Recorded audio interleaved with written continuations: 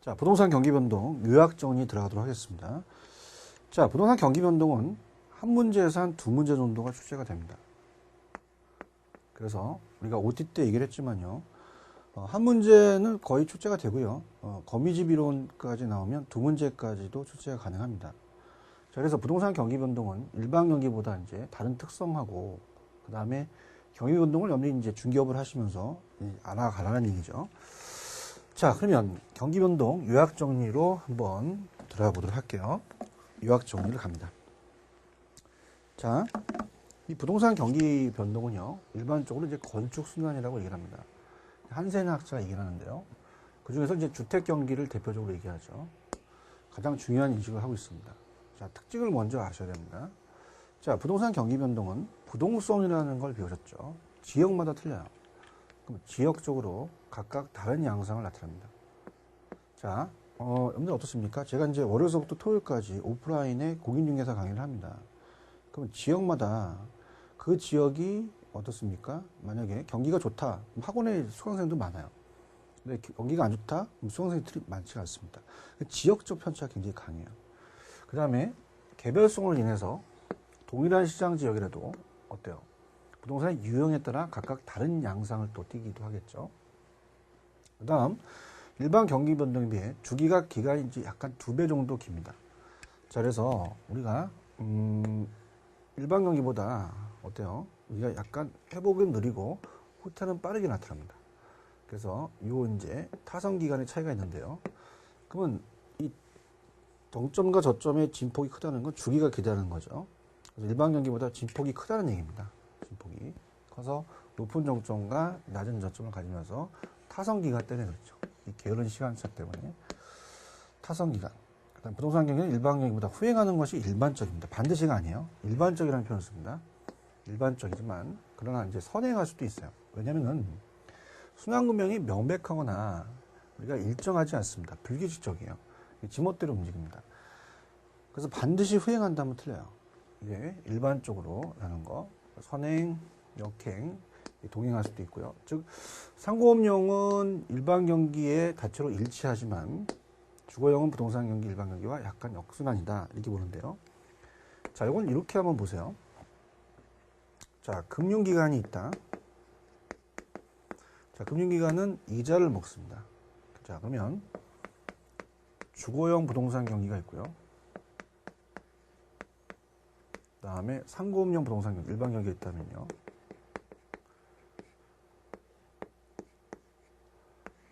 그러면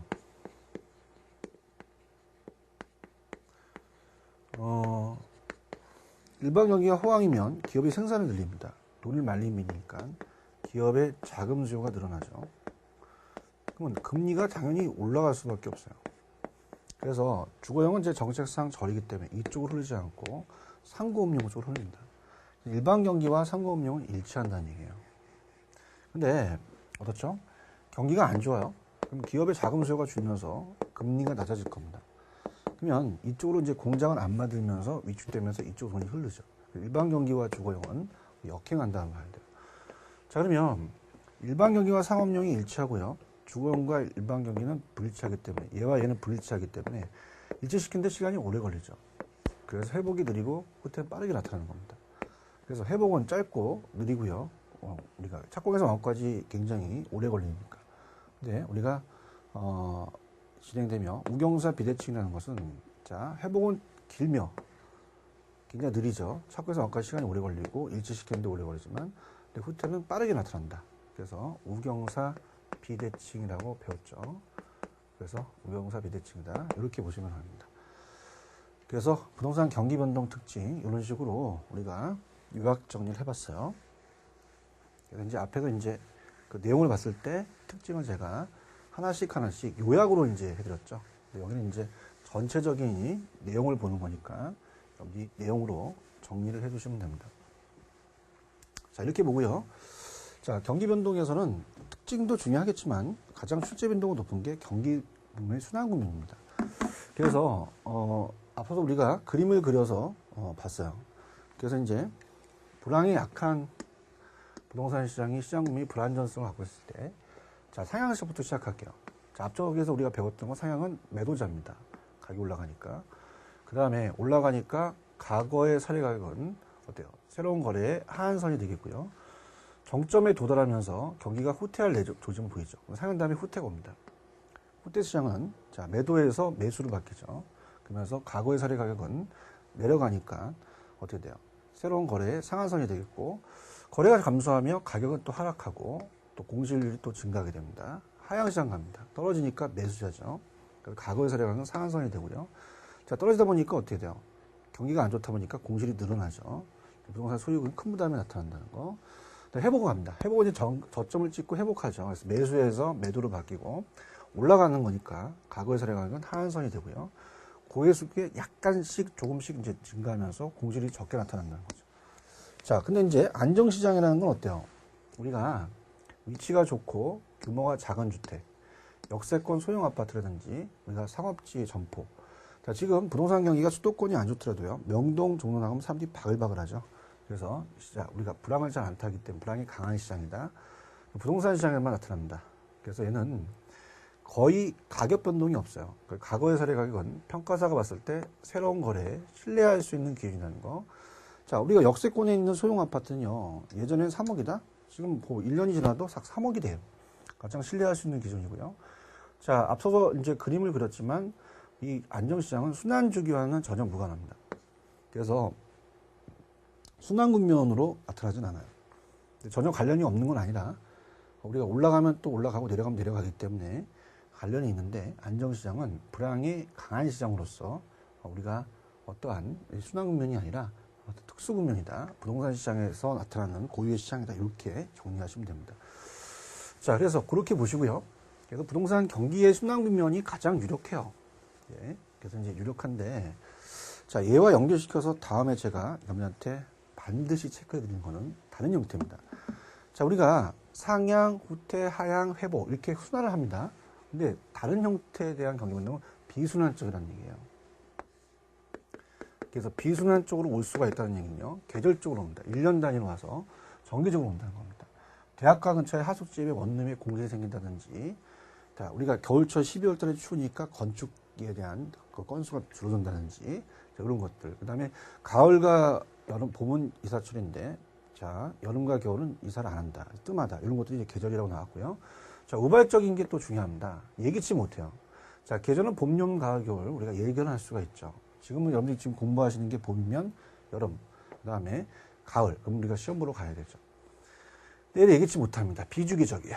그래서 정부의 정책은 우리가 어떻습니까? 지진 같은 경우는 자연재해는 예측하기가 힘들다. 꼭 보시고요.